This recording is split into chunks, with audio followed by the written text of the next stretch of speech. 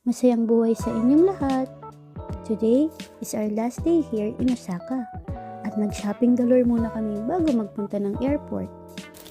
Nag-breakfast muna kami sa Burger King. Set yan ng burger, coffee, fries, and apple pie. Masarap at mura pa. Then, pumunta na kami sa shopping area dito. Nag-snow pa nga eh. Ang saya. Bali, bumili ako ng small backpack, color beige. Next is shoes. Ito, sukat-sukat muna.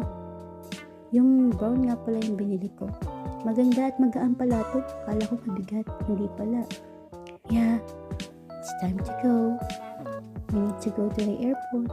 Dito namin sa airport. So, while waiting for our flight, nag-sunday muna kami.